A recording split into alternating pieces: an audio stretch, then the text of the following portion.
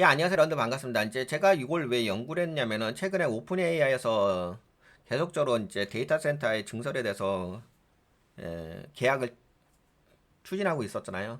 근데 이제 뭐 그렇게 진행하게 되면 가장 수혜를 받는 종목, 저기 산업 섹터가 여기에서 이제 돈이 들어가니까 여기서 LLM 쪽에서 이제 오픈 AI 쪽에서 계속적으로 이제 데이터 센터 거대 언어 모델에 운영하기 위해서 돈을 투자하고 있잖아요. 그리고 거기에 가장 수혜를 받았던 게 이제 오라클이잖아요. 그런데 희한하게 가장 이제 그동안 수혜를 받은 종목이 이제 엔비디아의 GPU인데 지금은 약간 그 엔비디아가 올라가지 않고 있더라고요. 그럼에도 불구하고 데이터 센터는 이제 증설을 하고 있고요. 그래서 과연 이게 무엇일까? 왜 이런 현상이 발생하고 있는가? 이 원인이 어떤 이유에서 이렇게 발생하고 있는가? 그 부분에 대해서 좀 분석을 해보려고 했거든요. 그래서 한번 좀 봐봤어요.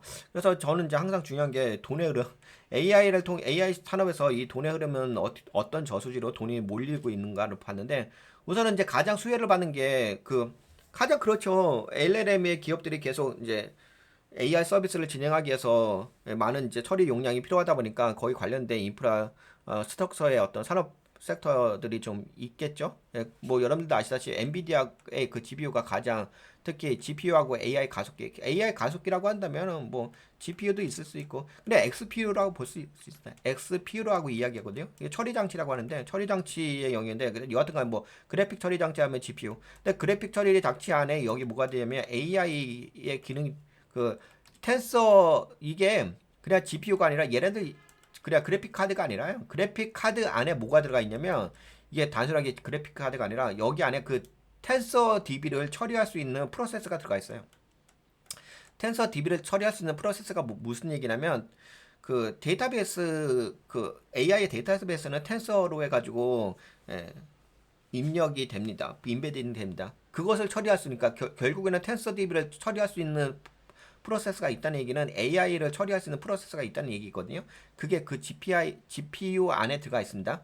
그리고 뭐 AI 가속기가 뭐 CPU에도 들어가 있고요. 하여튼 뭐 이렇게 해가지고 이쪽이 그동안 뭐 근데 CPU보다는 내 GPU, GPU가 최대 수혜 산업 섹터였죠. 그래서 이제 여기가 이제 돈이 거의 몰리는 게 50% 이상 몰렸다 이렇게 볼 수가 있고요. 그 다음에 돈이 몰린 곳이 HBM입니다.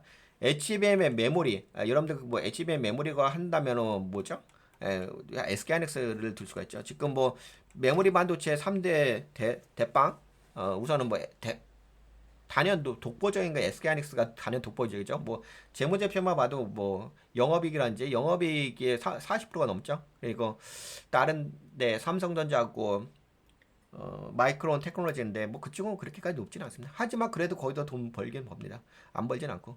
그래가지고 여튼간에 뭐 HBM 쪽에 돈이 그러니까 이 저수지 GPU 저수지에 50%가 좀 들어가 있고 그 다음에 어, HBM의 20%, 그 다음에가 또 이제 전력, 냉각 인프라 요쪽이 급부상하고 있다. 요쪽이 약 15% 정도. 그 다음에 이제 CPU 쪽에 7% 정도 볼 수가 있고, 네트워크 장비, 뭐, 브로드컴이라고 볼 수가 있겠죠. 네트워크 장비 관련된 맞춤형, 요쪽에 5% 정도. 그 다음에 이제 건설, 부지, 외곽, 요런 이제 하는 거. 여기는 약 3%. 그렇게 되면은 시장에서 좀 주목을 받을 수 있는 게 어떤 산업 섹터라고 볼 수가 있죠? 네, GPU겠죠. GPU를 당연히 엔비디아 GPU를 주목하셨고, 그 다음에가 어디죠? HBM. 아무래도 HBM이 이제 SK하이닉스죠. 그렇게 보시면 될 것 같고, 그 다음에 이제 전력 쪽. 네, 전력 쪽도 지금 아무래도 뭐 지금 이야기 가는 게 전력이 많이 부족하다. 전력이 많이 부족하기 때문에 어떤 것이 좀 필요하냐. 재생에너지 쪽하고, 네, 재생에너지라고 한다면 태양광하고 풍력일 거고, 그 다음에 원자력 쪽도 필요하죠. 원전의 이야기가 나죠. 오늘 오클라가 엄청나게 날아갔는데, 거기 SMR이라는 이제 원전 관련된 종목이죠. 하여튼 그래서 이쪽 전력적인 부분, 근데 전력적인 부분이 그것만 있는 것이 아니라 배터리라는 영역이었죠. 스토리지 뭐라고 하죠? SSD인가? 그 전력을 저장하는 장치. 그런 기업들 최근에 그 2차 전지 종목들이 올라가지 못했었잖아요. 근데 2차 전지 종목들이 못 올라가서 휴대용이라고 하나? 배터리에 이제 저장되는 거, 뭐 태양광이라는 이제 풍력에서 생산된 그 전력을 이렇게 저장하는 그런 장치를 그런 배터리를 판매하는 기업들이 있잖아요. 그런 기업들이 이제 2차 전지 기업들인데 2차 전지 기업들이 그쪽 사업을 하면서 거기서 좀 매출이 일으키면서 나름대로 이제 수익을 내는 구조로 가고 있습니다. 그러면서 이제 이거는 실제로 돈을 버는 거고 실제로 그런 배터리를 만들어 가지고 판매하는 데서 돈을 버는 거고 뭐 예를 들어서 테슬라도 마찬가지로 그렇게 해서 돈 벌고 있지요. 그쪽 산업 분야가 좀 돈을 벌고 있고 그 다음에 이제 이 전력 쪽에 또 한 가지는 아직까지 돈을 벌고 있는 건 아닌데 돈을 벌 수도 있는 기대감이 있는 것이 이제 원전 쪽이죠. SMR하고 원전 쪽이 돈을 번다. 그래서 결국에는 여기 보시다시피 뭐 여기 네트워크 장비도 있고 뭐 CPU도 있고 건설 외곽 부지도 있는데 건설 외곽 부지는 뭐 돈이 3% 정도 저수지. 그다음에 CPU는 7% 정도. 그다음에 네트워크 장비는 5% 정도 이렇게 보는데 그 GPU 다음에가 어디죠? GPU 다음에가 HBM하고 전력 쪽이다 이렇게 보시면 될 것 같습니다. 냉각 인프라도 포함될 수도 있고 여하튼간에 이렇게 그러면 이제 이 세 가지 1등, 2등, 3등을 좀 보면 되겠죠. 1등, 2등, 3등을 좀 봐봅시다. 이 자금의 흐름을 좀 살펴보니까 그동안의 그 자금 봅시다. 약간은 이쪽이 비중 자체가 약간 줄어들어요. 여기 GPU 쪽이 약간은 투자 자금 이 비중 자체가 살짝 줄어듭니다. 그래서 여기가 어, 그러니까 AI 데이터 센터를 짓는 데 있어서 예전보다는 이쪽이 투자금이 상대 비율이에요. 그러니까 절대 금액은 아니에요. 절대 금액은 올라가요. 절대 금액 올라가니까 그 엔비디아의 그 매출도 올라가는 거죠. 상대 비율 이해가 되시죠? 상대 비율이에요. 그러니까 100%라고 보았을 때는 예전보다 상대적으로 엔비디아 저기 GPU 쪽이 좀 줄어드는 거고 절대 금액 말고요. 상대 금액 비율 이해하시죠? 그래서 상대 금액으로 봤을 때는 엔비디아 쪽은 이제 살짝 GPU 쪽은 이제 줄어드는 면이 있다. 그러면 GPU 가속기는 여전히 최대 저수지지만 투자 비중이 60%에서 50%좀 줄어드는 게 있다 이렇게 볼 수가 있습니다. 여기 써있죠? 절대 규모는 커졌어요. 그래서 더 매출은 증가하고 있습니다. 하지만 분명히 좀 줄어드는 건 있어요. 매출의 상승도가 줄어든 건 맞죠? 저번에 보여드렸잖아요. 그리고 이제 반대로 HBM 메모리는 어떻게 되냐? HBM 메모리가 요거죠. 여기 약간 녹색 부분인데 HBM 메모리가 이거예요. 오히려 HBM 메모리는 더 이렇게 비중이 증가다. 절대 금액 말고 상대 금액이. 그래서 HBM은 10%에서 20%로 증가하고 있다.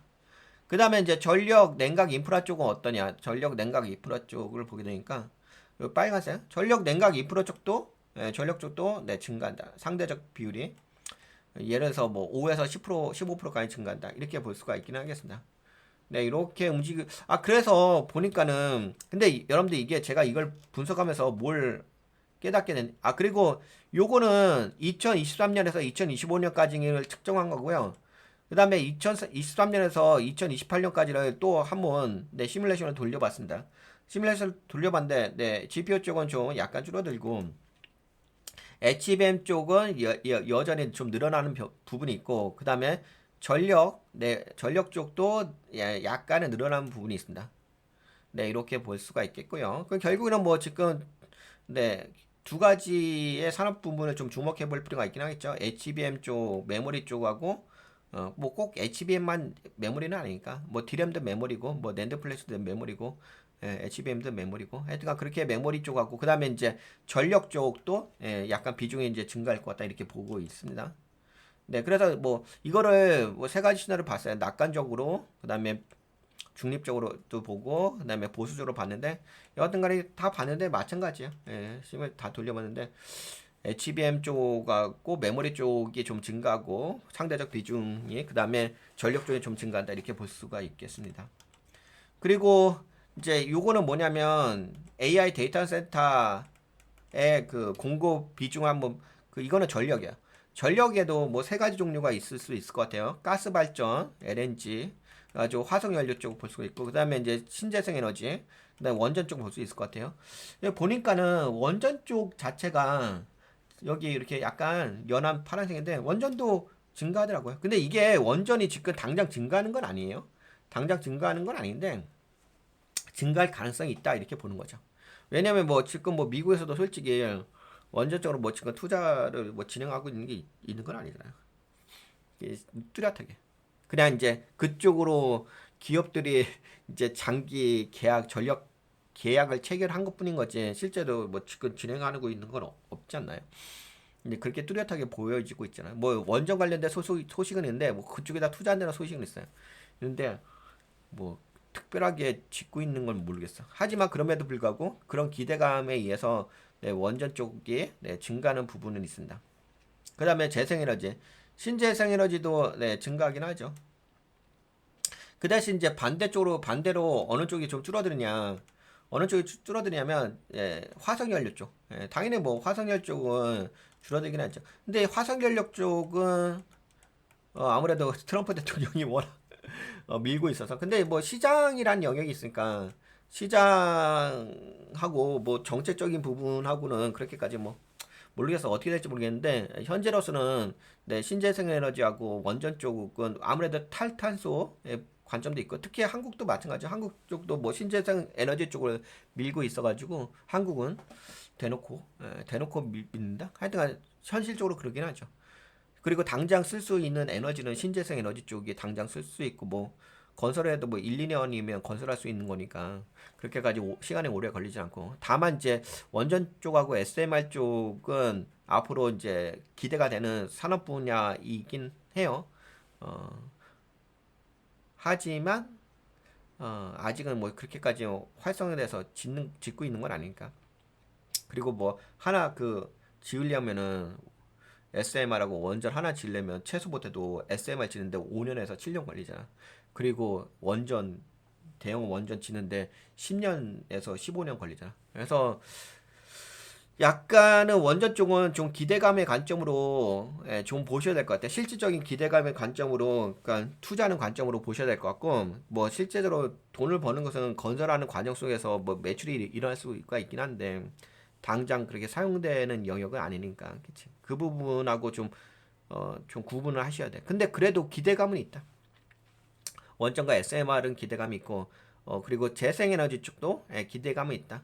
그리고 이제 임시 저장 장치라고 해가지고 재생에너지 쪽, 뭐 태양광하고 풍력 쪽 이 전력이 생산될 때 그걸 이제 임시로 저장해주는 그 배터리 있잖아요. 그 배터리 산업도 지금 전기차 쪽으로 진행하는 기업들이 그쪽 사업 부분도 진행하면서 매출을 일으키는 영역이 있으니까 그런 쪽도 염두에 두시면 될 것 같습니다. 이렇게 말씀드리고 그 다음에 그러면은 제가 궁금했던 게 그거였어요.